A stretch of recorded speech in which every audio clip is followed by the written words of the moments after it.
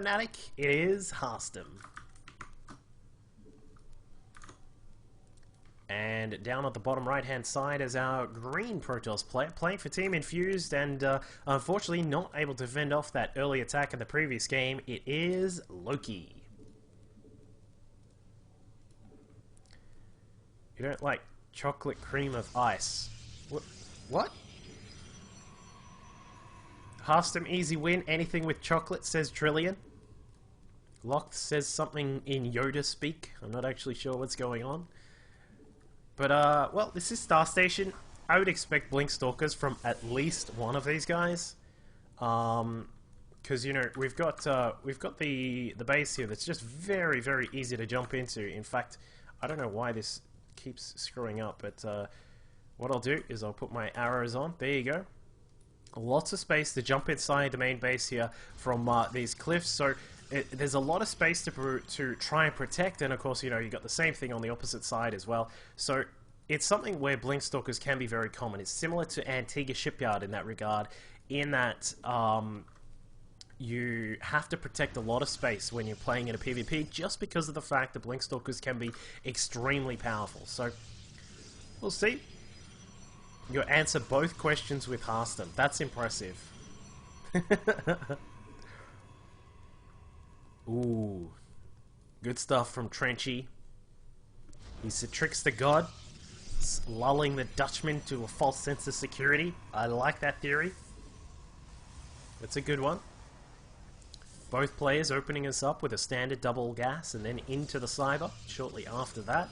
Harstem slightly ahead with his cybernetics core. Just a small difference here between these two. It's not a massive thing right now, but of course, as in everything in StarCraft 2, little bits really add up to a lot later in the game. It sort of converts to the fact that sometimes mistakes can be negated just based on time. So Harstem's actually going to play a little bit differently this time, has a Zealot on the way out, so we're not going to see a double Stalker, a triple Stalker build from him.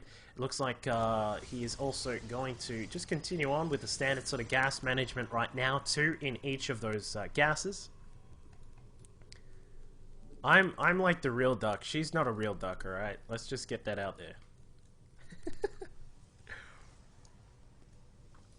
Loki now scouting through with his initial probe, seeing that there is a mothership core on the way, sees the Zealot as well, and that really tells him quite a lot. It sort of says to Loki, alright, there are going to be, there's no 3-Stalker rush.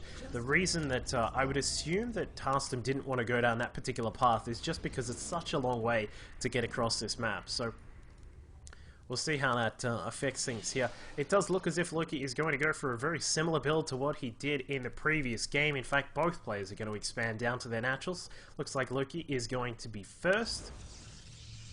While, wow, it actually looks as if we're going to get some more pressure from... Oh no, he's going to expand. I was going to say, that was a really weird sort of position for Harstem right now, but he is going to push across the map. It looks like we'll get a probe coming across. He could be looking to simulate a 3-gate push or something like that. So we'll keep an eye on what Harstem is doing back at home. Now just getting out another Stalker, also a sentry on the way. For Loki, yeah, it looks like Harstem is just trying to simulate that he is going for this kind of push. So if he forces a cancel on this Nexus, that could be really interesting. But for the moment, looks like Loki is getting up a second gate. He has 3 sentries at the top of the ramp, so he's not going to be too worried about what's going on for now. But, wow, that was actually... Did he see? I don't think he did. The mothership core from Harstem makes its way inside the main mineral line. The 2 hallucinated Stalkers being a little bit annoying there, but not actually doing any damage at all. I'm sure Harstem would have noticed that. Meanwhile, the natural Nexus is still taking quite a lot of fire here. It's almost lost all of its shields. And speaking of losing its shields, what is that Stalker doing?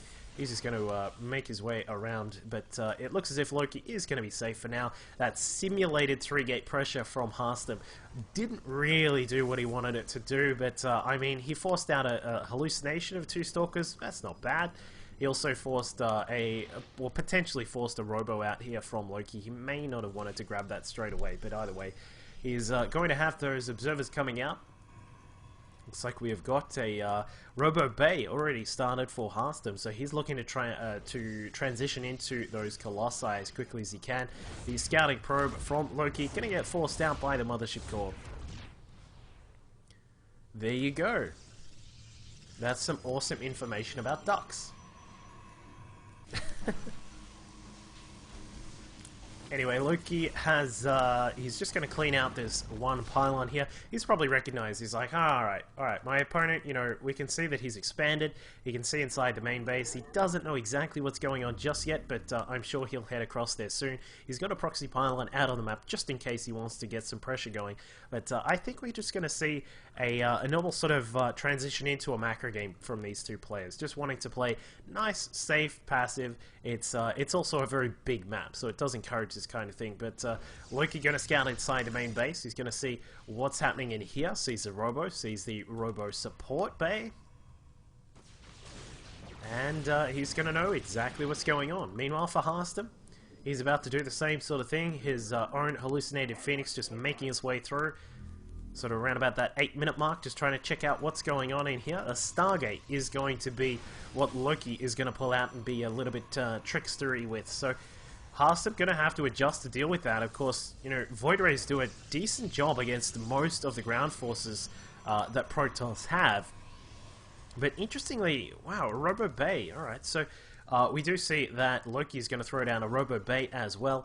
Stalkers, Gateway units for the most part now making their way down for Harstem, but he has got a very quick Colossus here, and this is something, a very, very old school build where you would push out as quickly as you can with that first Colossus and then get some 3-gate pressure going.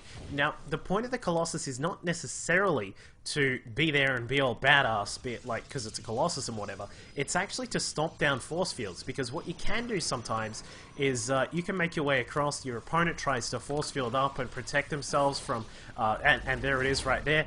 Oh wow, that's a little bit of a giveaway there. That hallucinated Colossus, very quick on the hallucinations is Loki. He's actually really good at that, and I'm quite impressed by the fact that that's his name as well, is that he is Loki and he's using lots of hallucinations. But anyway, the point of the Colossus is actually to get rid of some force fields in some cases, also to splash down Zealots. If you can get rid of some of these Zealots and then you'll have a large contingent of Stalkers, then you can be in a really good position right there. So looks as if Harstem is trying to push in right now. He does have an extra 3 gates back at home on top of his already high count of 3, so he's looking to really get a killing move done here, and we'll see if he's able to, because wow, that is the most daring pylon ever, just outside the range of the Photon Overcharge. But yeah, Harstem needs to go right now. He has identified that his opponent has a Stargate.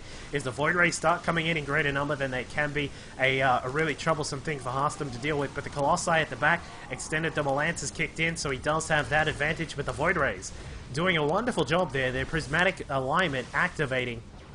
And Harstem is forced back for a short time, but a third Colossus is now linked up with the rest of the forces, and it looks as if Harstem is just going to stomp all over this. The units of Loki are just too grouped together. We can see there is a large patch of them just standing right there, and despite having a powerful force of Void Rays up in the sky, we did see, I think it was about 3, it is just not enough. And a GG well played from Loki.